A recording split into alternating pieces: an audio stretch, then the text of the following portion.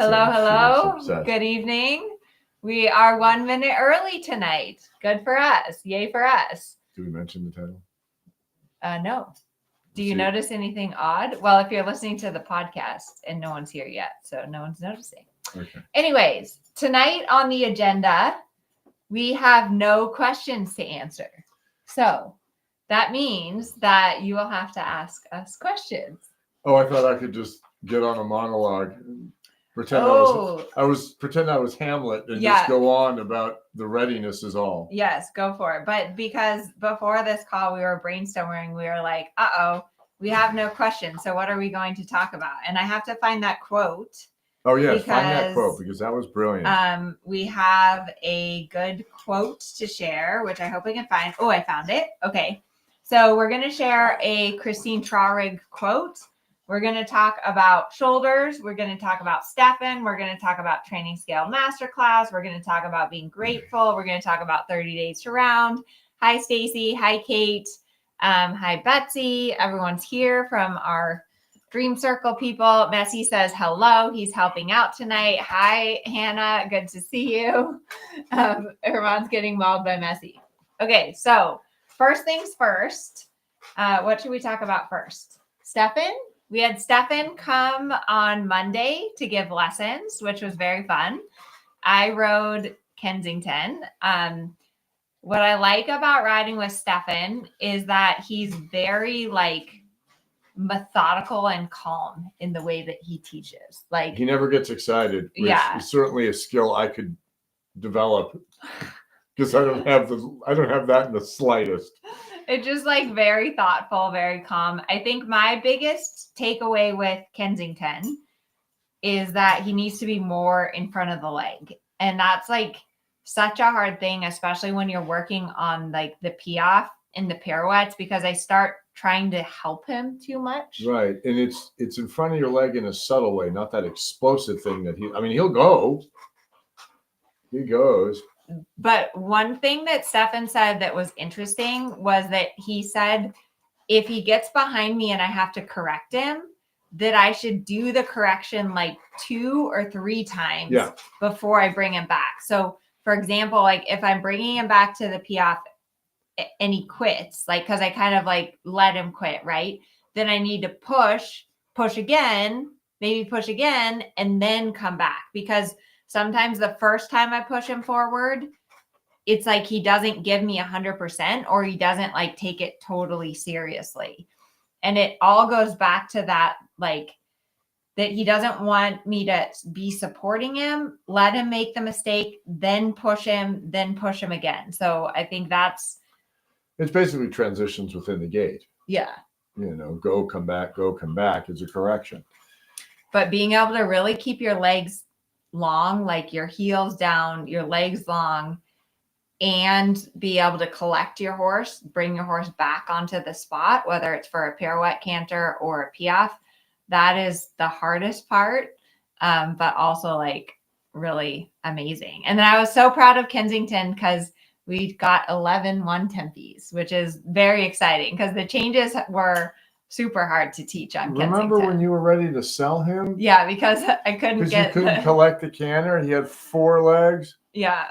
Oh, someone's here from Argentina. Cristina. Hola, Cristina. ¿Cómo andas? From Argentina. Me alegro que estás acá. Her mom's from Argentina. But so other things is we definitely have a lot of international students, which is really cool. We have in the training scale masterclass, we have someone there from Japan. We have someone there from Dubai. I had someone reach out to me from Japan and was like, can you put all of your videos with Japanese subtitles? So that's very fun. It's so cool that people all over the world want to learn about horses. Yeah. It's great. Yeah. Can you make sense out of Elizabeth's question? Hi guys, my introductory level test A and B? I don't know. I think she's missing a word. Okay, so Elizabeth, if you could redo your question there, because I can't. Okay, so I want to read to you a quote, which we are then going to discuss. This was a very good quote. I was reading an article. This is by Christine Traurig, who is one of our most favorite trainers. So here she says, I like to say that the inside rein feels laterally supple in the contact. The outside rein feels longitudinally elastic. It feels steady, but it should not feel as if you have something to constantly brace against. Explain. Longitudinal lateral suppleness. So okay, what is okay, but what is that for people that don't know? So longitudinal suppleness is the horse going over the back into the bridle. And that's like the ability to stretch your horse down and bring your horse up. The back isn't tight. The back is supple, right? So because the energy can't come through, they can't stretch, they can't lower the neck if the back is tight. And so the horse is into that outside rein that's elastically connected. Then that inside rein is what's doing the lateral suppleness, which is that ability to get into the rib cage from your inside leg. And I took a lesson from her once, and she said that about the inside rein. She goes, the inside rein doesn't make the bend, but it sure helps. Yeah. But so it's like, I actually filmed a video on it. But lateral suppleness comes first. Wouldn't you agree? Like bending your horse left and right. Comes first. Otherwise, you've just got a kink in your hose, and the water's not going to come through. You need that suppleness laterally. But then once you have lateral suppleness, you want to get that like longitudinal suppleness. And so when you're riding, it's like your inside rein positions, but your outside rein needs to a little bit allow, not throw away, but just like a little bit allow that your horse is like going stretched a little bit into the But it also has to contain the energy. That's why it's so difficult, because it has to allow but also contain. And the right amount. Like it's always a balance between your two reins, because if you pull too much on the inside rein, then it's overbent and you're losing the balance. Right. But if you like hold too much on the outside rein, now it's blocked and it can't go forward. So shall we read the next paragraph? It says, when we talk about evenness in the rein should feel even in relation to their function. The inside rein laterally supple in contact with the horse's mouth. The outside rein longitudinally elastic in contact with the mouth. A horse that is even in the reins is supple, well-balanced, and in self-carriage, straight and through without tightness or anxiety. Yes. Easier said than done. That's why she's the coach for like everything we have now. Yes. But although Gunter just recently became her assistant for something. Yeah. But Christine Traurig is like such an amazing teacher because of that. Like the way that she worded that so eloquently, she'll do it in your lesson, which is just amazing. Right out of anywhere, just boom, and just give you some gold, looks like that. And I feel like Christine is the first trainer that I worked with that was able to teach you theory like that in a lesson. And that's a hard thing to do, because it's not only like telling you what to do in the moment, but also giving you like theoretical knowledge like that. Like, okay, inside rein, lateral suppleness, outside rein, longitudinal suppleness, like getting you to feel that relationship in your horse as you're riding. And one thing that's so cool about this online learning, and for those of you that are in Strides or Training Scale Masterclass, when we do the lectures and we really dive into the theory, that is so helpful that you have this understanding of theory. So then when you're riding, you're maybe not there yet, but you at least have it in your mind. Then you actually physically stumble over it one day and you feel it, and then your brain will kick in and go, that's what they were talking about. Yeah. You have that epiphany because you have the knowledge in your head, and then one day it physically happens in the real world, and then those two things connect, and then you own it. But there's another quote about like you have to understand like that theory before you can execute it. So even if you're not there yet, you kind of have to have it in your mind of like where you're headed, and then like eventually you'll catch up and be able to get there. But you have to know like the why before the how, in a sense. Right. And so yes, Lucy. So reader question. Oh, Lucy asked, does lateral suppleness then lead to longitudinal? And so yes. Yeah. And the reason for that, though, is that if you think about, oh, we have Pokey here. I couldn't find Pokey the other day. You hid Pokey. So when lateral suppleness is bend, and so what bend does is it stretches the muscles on the outside of your horse's back and neck, and it also lifts up the muscles on the outside of your horse's back. So if you get your horse bending left and bending right, you're kind of activating and stretching one side of the back at a time. And then that is what creates longitudinal suppleness, which is the whole back lifting up. And I can't tell you how many riders we see don't bend their horse or only bend their horse in one direction. Right. It doesn't matter which way they're going. The horse is still bent, which it's not really a bend. At that point, it's just a kink. Right. Because it doesn't matter if they're going left or right. The horse's head is always off to the right or whatever. Right.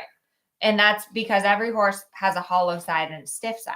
And so part of our job when we ride our horses is that we want to get them evenly bending to the left and to the right. And the other thing that I think is really important is that bend helps you to stay safe and control your horse. Because I can still remember hearing Larry's voice when I was on some like young colt that had 10 rides on it, and he would say, bend it, bend it, bend it. You know, when you start to feel that tension come up or that nervousness. And that's what we've been really working on with your horse too. Today, there was us. When you asked what we should talk about, I was like, words, right? Words, because you'd been saying a lot about steady hands, steady hands, steady hands, and I needed to take more weight. And then my hands got steady. Today was miraculous. Today was a really, really great day. But to steady my hands, I ended up taking a bit more weight in them, and then her head steadied. I didn't have, and you're going steady hands, steady. And so whatever you vision and steady hands is not the same vision I'm having with steady hands. So I needed to say, take more weight or right. Steadier contact.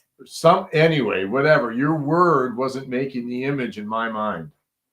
And that goes back to our picture, like we talked about last week, which is like, I'm seeing something and I'm trying to communicate that, but obviously it didn't communicate. Right. Right. And so today when I was, practicing on my own, and I was like, okay, you're going to get steady. You're going to get steady. And I felt more weight, and I was like, I needed more weight. But that's why sometimes I think it's really important to take a lesson and then ride on your own, and take a lesson and ride on your own, because you do have to develop feel. And lessons help you develop feel. Like a trainer can be like, yes, that's it. There your horse is round. There your horse is forward. But then in order to really solidify that feel, you have to ride on your own and kind of figure it out, or have at some point in the beginning. I don't think that's a good idea, nor is it safe. I mean, if you're green, you need guidance every day if you're green, because you're just going to get yourself, unless of course you're 8 years old and it doesn't really matter, you can bounce. But once you reached a certain competency, then you have to start to experiment and learn some things and feel some things, for sure. And also, problem solve a little on your own, not always have someone there to help you out of it. But when you go down the center line in a test, you're on your own. Yeah. So you better have a feel of what's happening and be a thinking rider and be thinking ahead and helping to solve your horse. But back to your horse, she gets a little bit strong. She gets really nervous. That was what was really good about the Stefan lesson. I've heard it from everybody, but it's just, she has to slow down. Yeah. I really have to control the tempo with her, because what he said that nobody else had said is she's using that against you. Yeah. Right. So I'm thinking I'm following, because the contact's always the same, right? I'm following the rein. I got whatever weight, and her head is up, her head is down. The weight is always the same, but she's accelerating onto the forehand. And so what he added that bit to it was, because everybody had said that, and he added that bit that, okay, but she's using that against you now. And so you have to ride her a bit underpaced so that you can get that under control and the balance. Yeah. Yeah. And that's why lessons are great, because, you get 2 or 3, if you're lucky, you get 2 or 3. If you get one, it's a great lesson. Yeah. And then you go home and you struggle at it and work at it and get a little better and cause another problem. Which apparently Hannah liked my hula hips thing. That was a word that there's an image. What's your hula hips image? For half pass or your canter, but you've got to use your hips like in a hula hoop. You gotta move, man. You gotta get your move. horse to move over. Yeah. That's a good one. So I do a lot of hula hip in my half pass. But not too much, because too much of that is not a good look. It's not a good look. But if you're not moving at all, right. But remember that like the main function of your seat is to follow what your horse is doing, and your leg is actually what's like telling your horse to move over. Right, but if you don't move your hip over there, the horse won't go. I mean, you can put your leg on, but you'll leave your hip back here. He'll stay where your butt is. Yes. All right. They stay under you. Okay, the next topic on my list is shoulders. So one of our students, I know Kate is here tonight, and Herman had a lesson with Kate and noticed that her shoulders were tight, which I hold a lot of tension in my shoulders too. Let me know if anyone here holds tension in their shoulders. But that's something that I don't have any videos about, like shoulders and loosening your shoulders or how to ride with looser shoulders. So we really need to make a video. We should probably do that, because that's a big block for a lot of people, because you keep your hands still, and then you take that and you keep your shoulders tight, and then your hands start posting when you sit. And it also, if your shoulders are tight, that also locks like all the way down your spine into your hips.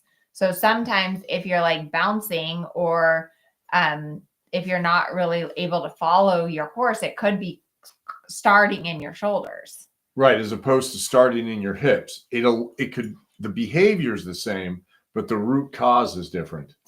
So how do we loosen our shoulders? I do the scrunchy shoulder to ear thing. Just scrunch it up there as tight as you can, hold it, and then drop them down, and then scrunchy tight, and then drop them down. Do you do that when you're riding? Yes, and I've had my students do that when they're riding too. The other one is I make circles. I have people make circles with their shoulder up towards their ear, back down, their ear, back down, so that their shoulder's making a circle. Because if you're moving your shoulder, guess what? You're moving your shoulder. It can't get stiff. And so then if you break up that stiffness, it loosens up the rest, and then they follow more with their hips. So how do you keep your shoulders loose when you use your reins? That is because my forearm muscles stay soft. So it's just the scrambling egg with a loose shoulder. Yeah. And I think about riding my horses from my shoulder blade and not so much from my arms. That the connection isn't like my arm. I think about the connection from the shoulder to the mouth and not so much about my arm. But now we're really going down the rabbit hole. So okay. These are the pictures that work in my head. If they don't work for you, it doesn't hurt my feeling. Well, we're going to do some YouTube videos. And for those of you in rider position blueprint, next week, Herman and I are going to be doing a rider position demo. But that's on Wednesday. In the office here. That's on Wednesday. No, it's actually on Tuesday. I messed up. It's on Tuesday morning. Yes. Thank you for letting me know.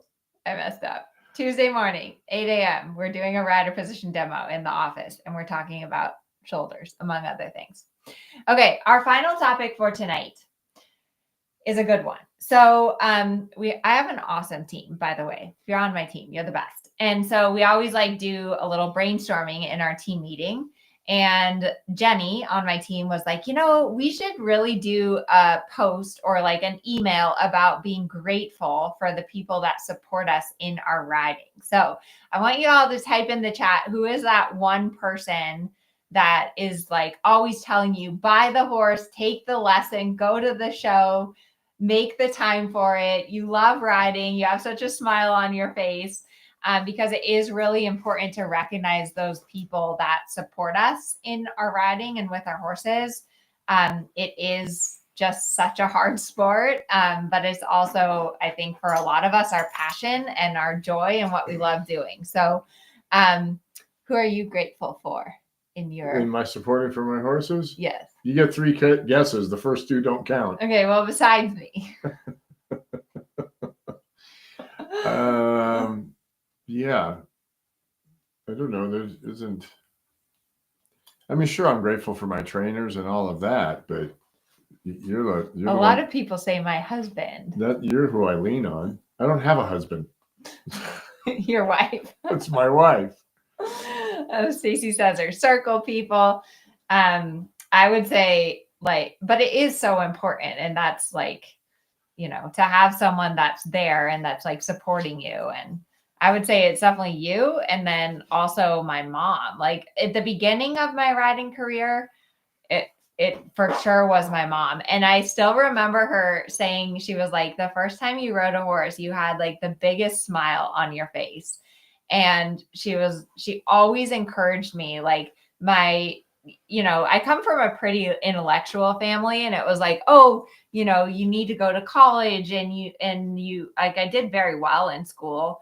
And you should be a doctor or a vet, or, and my mom always encouraged me to like follow my passion and follow what I love and ride horses. And I always felt very torn between those two things, but I'm so grateful that she was always encouraging me to ride, and to like, she would always be like, anytime you have an opportunity, ride the horse. I still remember her and my dad got in the biggest fight over buying Geronimo, because like my dad didn't want to buy the horse and my mom wanted to buy the horse, and she always just kind of like went to battle for me. So who do you feel like at the beginning of your riding career? That'd be my mother too. We had horses at home. She took me to my lessons and stuff. Yeah. She was the one who introduced my mother rode. My mother rode in Argentina. Yeah. And so she was the one who introduced me to horses. Yeah. But so anyways, made my life for the better. So yeah. So, it's important to recognize those people and appreciate them, because sometimes I think we forget to tell those people how much they are appreciated for what they do to support our dreams and our hopes. And it is a lot, horses is 24/7, 365. It's not really like it makes it hard to go away on vacations or to like take the day off. And you really need someone that understands that, Sunday morning, you've got to go to the barn and take care of your horses. You don't really get to have a day off. Messy is eating stuff under the cords under our couch.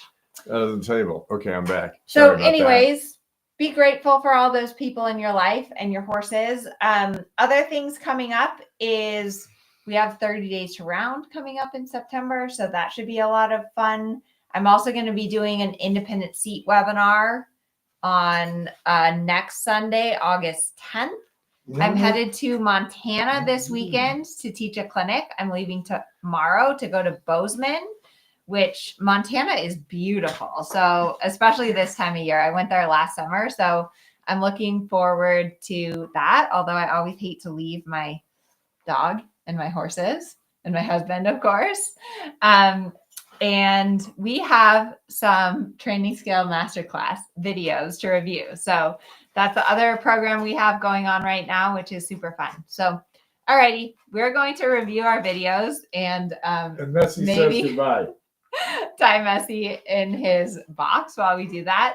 I hope you all have a wonderful evening, and we'll see you next Thursday. Bye, everyone.